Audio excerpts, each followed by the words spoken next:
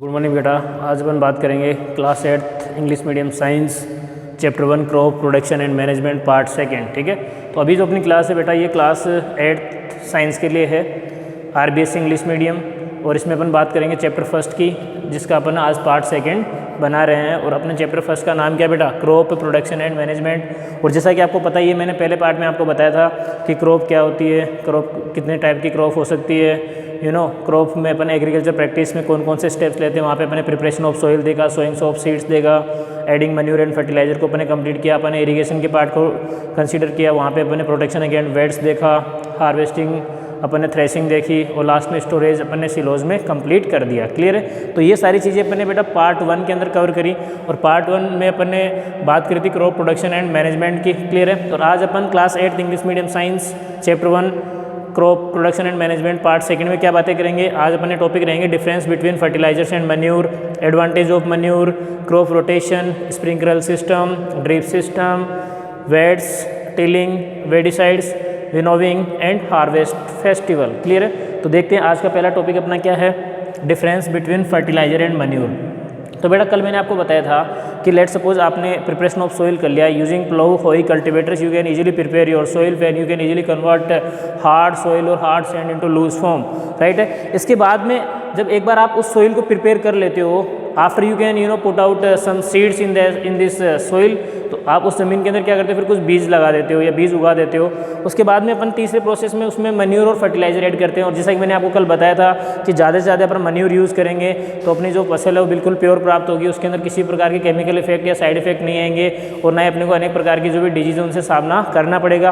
परंतु अगर अपन उसमें मैक्सिमम अमाउंट में फर्टिलाइजर यूज़ करते हैं for minimum time maximum production, अपन क्या करते हैं कम से कम समय में अधिक उत्पादन लेने के लिए उसमें अपन डिफरेंट काइंड्स के फर्टिलाइजर्स यूज़ कर देते हैं, like urea, DAP, sulphate, ammonia, super phosphate आदि लिक्विड का अपन टाइम टू टाइम अपने फसलों के ऊपर स्प्रे करते रहते हैं। उससे क्या होता है कि अपने को कम से कम टाइम में अधिक से अधिक फसलें तो प्राप्त हो जाती है, परंतु उन फसलों में, उन क्रॉप्स में वो क्वालिटी, वो प्रॉपर्टी और वो उसके अंदर एक प्रकार से प्योरनेस नहीं रहती है। तो अपने को क्या करना चाहिए कि मिनिमम यूज़ करना चाहिए किसका? फर्टिलाइजर का, और मैक्सिमम यूज़ करना चाहिए मैन्योर का।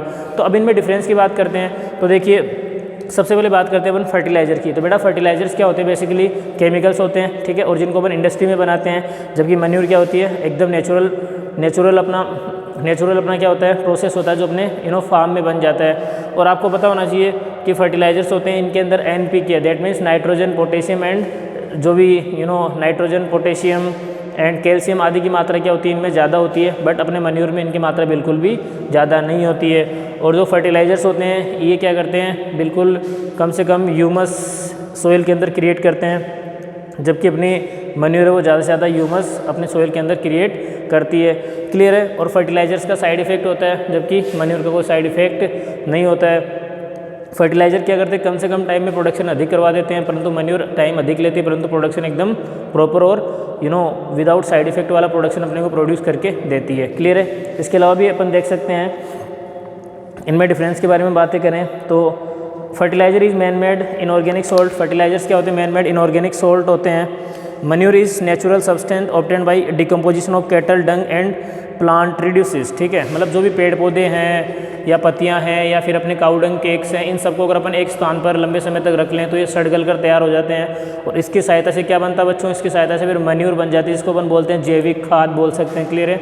या गोबर गैस की खाद, गोबर खाद भी उसको अपन बोल सकते हैं। क्लियर है? जबकि अपने fertilisers is man made inorganic salt. ठीक है, मतलब इनको अपन मनुष्य खुद केमिकल्स या आदि की सहायता से इंडस्ट्रीज़ में तैयार करता है। तो पहला डिफरेंस क्या हो गया? Fertiliser is man made natural salt, fertiliser is man made inorganic salt, but in case of manure we can easily construct by leaves of plants and basic domestic dust, and using cow dung cake we can easily prepare manure. Second इसके अंदर difference है, fertiliser is prepared in factories. जो अपना fertiliser है वो कहाँ पर prepare होता है? अपना फैक्ट्रीज में बनता है, जबकि manure can be prepared in the field. और मैन्योर को अपन क्या कर सकते हैं? खेत में ही बना सकते हैं। अपने को करना क्या? घर के कचरे को, पेड़ पौधे की पत्तियों को, गाय के काऊ डंग केक को, इन सभी को एक स्थान पर इकट्ठा करना, लंबे समय तक रखना है। जब वो सड़ गल जाए तो उसको अपन सीधा यूज़ किस में करते हैं? खेतों में इसको यूज़ कर सकते हैं। उससे क्या होगा कि अपनी जो फसल है वो बिल्कुल गुणवत्तापूर्ण तैयार होगी। तीसरा, fertiliser does not provide any humus to the soil और जो फर्टिलाइजर्स होते हैं ये किसी प्रकार की ह्यूमस अपनी जो सोइल उसको प्रोवाइड नहीं करते हैं, बट मैन्योर क्या करती है अपने को बेटर ह्यूमस देती है ताकि अपनी जो फसल है वो सही से पककर तैयार होती है। Fertiliser are very rich in plant nutrient like nitrogen, और जो फर्टिलाइजर्स होते हैं प्लांट के अंदर नाइट्रोजन, पोटेशियम एंड फॉस्फोरस की मात्रा बढ़ा देते हैं। Fertiliser are easily increase such kinds of nutrition in plant like potassium, nitrogen and phosphorus, but manure is relatively less rich in plant nutritions. ठीक है, तो मैन्योर क्या करती है उसके अंदर ज़्यादा हार्मफुल न्यूट्रिशंस को बढ़ने से रोकती है। तो ये अपने डिफरेंस हो गए किसके में, difference between fertiliser and manure. Next topic देखते हैं एडवांटेजेस ऑफ मैन्योर। मैन्योर के क्या क्या एडवांटेज है बेटा? मैन्योर के एडवांटेज ये है, सबसे पहले मैन्योर क्या करेगी, आपकी जो सोइल उसको लूज़ कर देती है, सोइल के टेक्सचर को चेंज कर देती है, वाटर होल्डिंग कैपेसिटी को बढ़ा देती है, और it increase the number of friendly microbes. और ये क्या करती है, जो भी फ्रेंडली माइक्रोब्स होते हैं, जो मित्र जीवाणु होते हैं, उनकी मात्रा को सोइल के अंदर बढ़ा देती है। तो एग्जाम में क्वेश्चन आ जाएगा right the advantages of manure, तो क्या लिखना हमें कि सर मैन्योर की सहायता से क्या होता है, बेसिकली जो सोइल है उसका टेक्सचर चेंज हो जाता है, सोइल लूज हो जाती है, वाटर होल्डिंग कैपेसिटी बढ़ जाती है, फ्रेंडली माइक्रोब्स की संख्या भी इसके अंदर बढ़ जाती है, एंड इसके अंदर क्या होता है, सोइल को एकदम लूज़ कर देती है, पोरस बना देती है, जिससे इसके अंदर exchange of gas become easy. ठीक है, और मैन्योर अपन देंगे ना, उससे अपनी जो सोइल है, if we use maximum amount of manure then it is easily loose our soil, that's why gases are easily transfer from internal part to outer part. उससे क्या होगा कि जो गैस है वो अंदर से बाहर आसानी से आ जा सकेंगी, गैसों का आदान प्रदान होना बिल्कुल संभव हो जाएगा। ठीक है, तो मैन्योर के एडवांटेज क्या क्या हो गए? पहला एडवांटेज ये सोइल के टेक्सचर को चेंज करती है, सोइल को लूज बनाती है। ठीक है, और सोइल को इतना लूज बना देती है कि उससे गैसें आसानी से आ जा सकती है, और सोइल की जो वाटर होल्डिंग कैपेसिटी है उसको इंक्रीज करती है। क्लियर है, और साथ ही क्या करती है, उसके अंदर जो फ्रेंडली माइक्रोब्स है उनके नंबर को ये इंक्रीज कर देती है। तो फ्रेंडली माइक्रोब्स की संख्या बढ़ा देगी कौन? मैन्योर। किसमें? सोइल में फ्रेंडली माइक्रोब्स की संख्या बढ़ेगी, सोइल का टेक्सचर बदलेगा, सोइल सॉफ्ट होगी, वाटर होल्डिंग कैपेसिटी बढ़ जाएगी, साथ में ही क्या होगा, उसके अंदर इतनी ज़्यादा वो लूज हो जाएगी कि इजीली गैसेस का ट्रांसफॉर्मेशन हो सकता है। क्लियर है, तो ये अपना क्या हो गया बेटा, advantages of manure.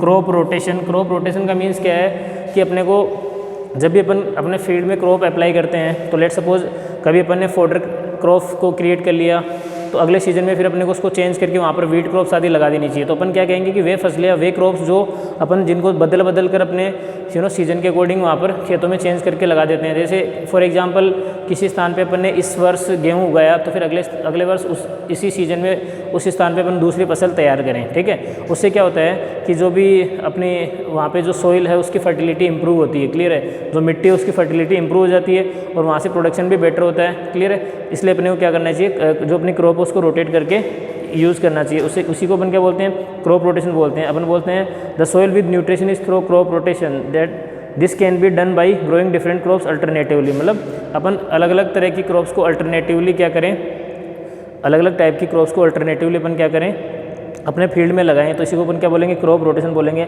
For example जो नॉर्थ इंडिया है, या वहाँ पर अपन क्या करते हैं, अधिकतम जैसे कभी कभार किसी खेत में उसी स्थान पर अपन फोडर चाफ की फसल तैयार करते हैं, फिर अगली बार उसी स्थान पर अपन वीट क्रॉप्स की फसल को तैयार कर लेते हैं। तो क्रॉप रोटेशन का मतलब क्या है, इसको अपन बोलते हैं क्रॉप यानी फसल, रोटेशन यानी बदलना। ठीक है, मतलब एक ही ज़मीन के एक स्थान के ऊपर बदल कर अपन खेती करें, वही क्या कहलाएगा, क्रॉप रोटेशन कहलाएगा। नेक्स्ट आता है स्प्रिंकलर सिस्टम। तो स्प्रिंकलर सिस्टम उन स्थानों के लिए बेटा वैलिड है जहाँ पर क्या हो कि जो ज़मीन है उसका लेवल एकदम ठीक नहीं हो, तो वहाँ पर अपन क्या करते हैं, अपने जो ट्यूबवेल होती है उससे अपन परपेंडिकुलर पाइप बिछा देते हैं, और उन पाइप से अपन क्या करते हैं, नोजल कनेक्ट कर देते हैं। और जैसे अपन ट्यूबवेल ऑन करते हैं तो वाटर के प्रेशर से क्या होता है, वो नोजल्स रोटेट करती है, और नोजल्स रोटेट करेगी तो वो चारों तरफ रोटेट करके अपनी जो लिक्विड ड्रॉपलेट्स है उसको चारों अपने खेत के अंदर डाल देगी, जिससे क्या होगा, आराम से अपन फसल को तैयार कर सकते हैं। तो ये वाला सिस्टम क्या कहलाता है, अपना स्प्रिंकलर सिस्टम कहलाता है। और ड्रिप सिस्टम उन स्थानों के लिए ज़्यादा इंपॉर्टेंट है जहाँ बिल्कुल भी पानी की अवेलेबिलिटी नहीं है, न के बराबर वहाँ पर पानी मौजूद हो, तो फिर वहाँ पर अपन प्रचुर मात्रा में पानी तो डाल नहीं सकते। तो उन स्थानों पर अपन क्या करते हैं, लाइनिंग में पाइप्स को बिछाते हैं और उसको अपन ट्यूबवेल आदि से कनेक्ट कर देते हैं, और उसके बाद में जो वाटर उसके अंदर चलता रहता है वो अपना फिर ड्रॉप करके जो भी फ्रूट के फ्लो वाले पौधे हैं, या फिर अपन कहें फ्रूट वाले जो पौधे हैं, प्लांट्स है, गार्डन्स हैं और ट्रीज़ हैं। ठीक है, तो ट्रीज़ हो गया, गार्डन हो गया, फ्रूट क्रॉप हो गई, एंड प्लांट क्रॉप्स हो गए। ठीक है, जो भी प्लांट्स हैं, फ्रूट्स हैं, ट्रीज़ हैं, गार्डन है, इन सब के इन सब में क्या करना चाहिए अपने को, अधिकतम अपने को ड्रिप सिस्टम यूज़ करना चाहिए। क्यों ड्रिप सिस्टम अपन यूज़ करेंगे तो अपने पानी भी अपना कम वेस्ट होगा और कंटिन्यूस अमाउंट में उनको वाटर मिलता रहेगा। नेक्स्ट आता है वेड्स। वेड्स मैंने बताया था unwanted plant which are easily grow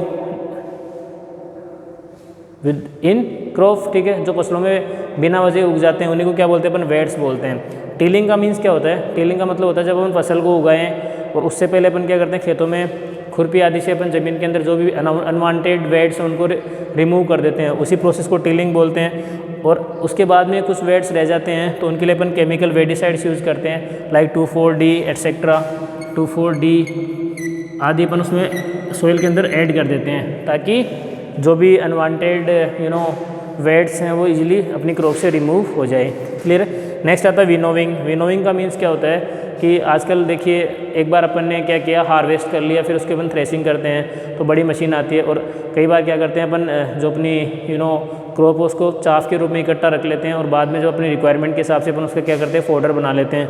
तो उस फोल्डर बनाने के लिए जो मशीन काम में आती है उसी को अपन क्या बोलते हैं, विनोविंग बोलते हैं। क्लियर, उसी को क्या बोलते हैं, विनोविंग बोलते हैं। हार्वेस्ट फेस्टिवल का मतलब है, आपको पता है कि जैसे हिंदुस्तान एक बहुत बड़ा देश है और अपनी जो इकोनॉमी है is only depend on agriculture, अपनी कृषि, अपना जो देश है कृषि प्रधान है।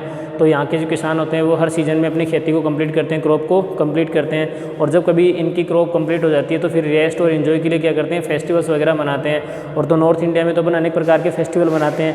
फॉर एग्जाम्पल अपन कौन कौन से फेस्टिवल मना सकते हैं नॉर्थ इंडिया में? नॉर्थ इंडिया में अपन बहुत सारे फेस्टिवल मनाते हैं, जैसे पोंगल हो गया, बैसाखी, होली, दिवाली एंड बिहू, ठीक है। तो ये सारे फेस्टिवल किससे रिलेटेड है बेटा अपने, ये सारे हार्वेस्टिंग से रिलेटेड ही क्या है, फेस्टिवल है। कौन कौन से? बिहू, पोंगल, बिहू हो गया, पोंगल हो गया, होली, दिवाली एंड बैसाखी। इन सभी के अंदर अपन क्या करते हैं, हार्वेस्ट फेस्टिवल को एंजॉय करते हैं। क्लियर है। तो बेटा ये था अपना आज की class 8 English medium science chapter 1 crop production and management part 2। इसके अंदर अपन ने कुछ बेसिक टॉपिक्स के बारे में डिस्कस किया है। बिल्कुल सारे थ्योरेटिकल टॉपिक्स हैं, बस खाली इनको समझ के अपने को लर्न करना है, ठीक है। तो ये था अपना पार्ट 2। Thank you. फिर कल देखेंगे इसका पार्ट 3।